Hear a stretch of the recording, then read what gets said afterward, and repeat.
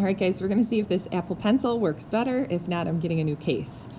So here are a list that you guys have probably heard before, okay, of obvious pieces of information. So we're talking about polygons now, and we're going to be working with some formulas today. When I'm talking about a three-sided polygon, it's a triangle, four-sided quadrilateral, and so on. So there's a list up there. Again, I would have this list handy. Copy it down in your notes so that when I say, hey guys, how many, diagonals does a dodecagon have? You know what I'm referring to. Okay, so first thing we're going to talk about is the sum of the measures of the interior angles of the following shapes. Okay, so I know that if I asked you guys a triangle, I know that you guys know that these angles inside add up to 180 degrees. Okay, so I know you guys know that. So based off of a triangle, what we are going to do is we are going to use that information, what we know about triangles, to come up with the sums of the angles. So the first thing you get to do is you get to pick one vertice. Okay, you get to pick one corner. I don't care which one you pick. So I'm just going to pick this one right here. And what you're going to do is you're going to draw all the diagonals that you can from that vertice. Okay, so I drew that, and that's all I can draw. Okay, so what that did is it split this quadrilateral up into two triangles. And because I know that this triangle is 180 degrees, the angles add up to 180 degrees. And because I know that this triangle, the angles add up to 180 degrees, if you take a look now, this plus this plus this plus this is just going to be 180 plus 180, and that means it's going to be 360. Okay, so if it had four sides, that meant it had two triangles. Let's try that again with 5 sides. Again, you guys can pick any vertex you want. I'm just going to pick mine over here. And you draw as many diagonals that you can from that vertex. And it looks like I can only draw that many. So it looks like I have 1, 2, 3 triangles. 3 triangles and 5 sides. Each of those triangles is 180 degrees. So 3 times 180 degrees is giving me 300, 540. So 540 degrees for the sum of the interior of those angles. Again, with 6 quickly, 1, 2, and 3 diagonals, which splits this into 4 triangles, and you guys can start to see a pattern. So again, I would take 4 times the 180 degrees, and 400 and 320 is 720 degrees. So what's happening, and especially if you start to pay attention to the number of sides versus the number of triangles, okay, and take a look at this. And again, if you have 3 sides, you have 3 sides, 1 triangle. So you can see the pattern. What's happening is, however many sides you have, we're going to call that n. N is the number of sides. N is the number of sides. However many sides you have 2 less triangles. Number of triangles. Look at that. 5 sides, 3 triangles. 6 sides, 4 triangles. And that will continue on with that pattern. So if n is the number of sides, n minus 2 is the number of triangles. So that's how they got the formula, which is right here. So SI stands for the sum of the interior angles, and you're going to want to keep like a little formula sheet because we're going to have quite a lot. The sum of the interior angles is equal to the number of triangles. Okay, this represents the number of triangles times 180 degrees because there's 180 degrees in each triangle. So you multiply 180 times the number of triangles. Okay, and that's how you get the sum of the interior angles in any polygon. Okay, so if my polygon has 14 sides, I know that it has 12 triangles, and 12 times 180 degrees is going to give you your total degrees, and that is the sum of the total angles on the inside. Okay, now we're going to flip it and we're going to move to exterior angles. So if one of the exterior angles is taken at the vertex, you're only looking at one. So I understand that when we're looking at a shape, I can extend and get an exterior angle right here. but I can also extend this way and get an exterior angle right here. Keep in mind that, again, these are actually vertical angles, so they are congruent to each other.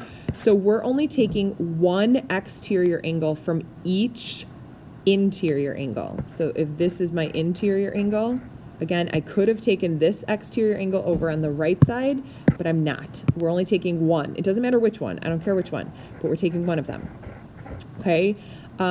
Every single time, if you were to add these exterior angles up, so the exterior angles, all of these, the sum is going to equal 360 every single time. Okay, so the sum of these angles are going to equal 360 degrees in any polygon. So, and I want you to think about a triangle, right? So if you extended these, okay, we can prove this using the triangle. If I was looking at these exterior angles, okay, and again, if you want to just make it easy for yourself, do 60, 60, and 60, do an equilateral triangle. This would have to be 120, 120, and 120. And if you add those together, it equals 360. You do a square, okay? 90, 90, 90, 90. Go to the exterior angles. 90, 90, 90, and 90. Oh my gosh, you have 4 90-degree exterior angles. 4 times 90 is 360. No matter what, the exterior angles will always add up to 360 degrees. Okay, the last thing we're going to be talking about is how many total diagonals can be drawn. So this is what it's referring to, okay? A diagonal is when you take a vertex and you connect it to another vertex, but it cannot be adjacent or next to that vertex. So if I'm taking this vertex, I can't connect it to this side because it's next to it. So a triangle actually has 0 diagonals, right? It doesn't have any diagonals. If we're looking right here, and we're talking about total diagonals, so now I'm not going just from one vertex, so you're going to see what I mean. So I can draw 1 from this one, okay, this one's giving me 1. I can draw 1 from this one. Technically, I can draw 1 from this one, but what's happening is I am repeating that one. So I'm not going to use that one.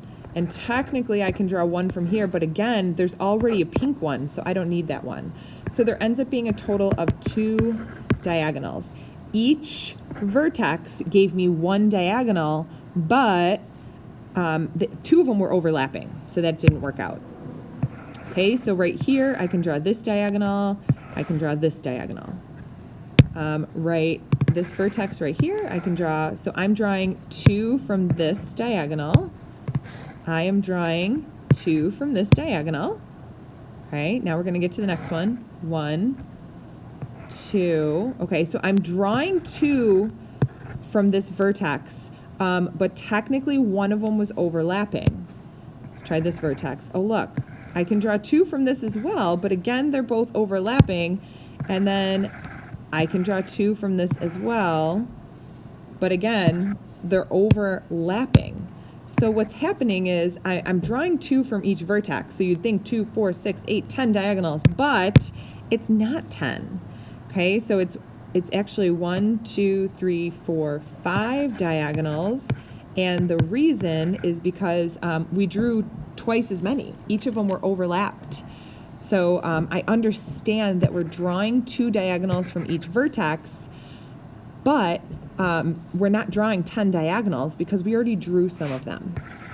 Okay, so again, 1, 2, 3. So I drew 3 from this diagonal, which means I'm assuming I'm drawing 3 from every single vertex. And 6 vertices, okay, this is my vertices, 6 vertices times the number of diagonals per vertice, which is 3. I'm assuming each of these are giving you 3. Okay, so 3. Okay, number of diagonals per vertice. But keep in mind that that's 18, and that's way too many, because what happens is I drew 1 from here to here, and then I'm going to draw 1 from here to here. So I actually have to divide that number by 2. So there should be 9 total diagonals here. Okay, so again, watch what I'm doing. I'm taking a vertice, 1, 2, 3, 4, 5. Okay, so I have 5 diagonals times, okay, so 5 diagonals from each vertice, and there are 8 total vertices, 5, 5, 5, 5, that gives me 40. That's too many diagonals, that's twice too many, so the correct answer here is 20. This is the formula that they came up with, okay, down here. So the n, again, stands for the number of vertices, or the number of sides, because sides and vertices are the same.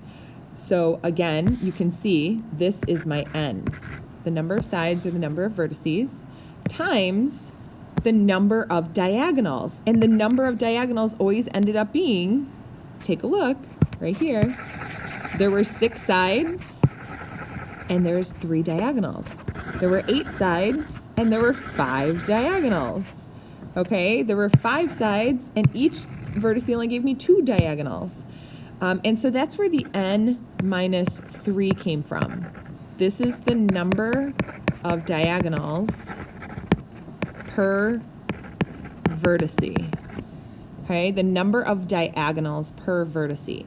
But after I did that, 5 times 8, it gave me too many. So I had to divide it by 2 because sometimes we went over on it. So not sometimes, every single time we crossed over each diagonal twice. So that's why we had to divide it by 2. Okay, so again, the number of diagonals. So let's say I have a decagon. I have a tengon or a decagon. What you're going to do is you're going to do 10 times 10 minus 3 divided by 2, which is 35 diagonals. So I no longer have to draw a tengon or a decagon to see that it's going to contain 35 diagonals.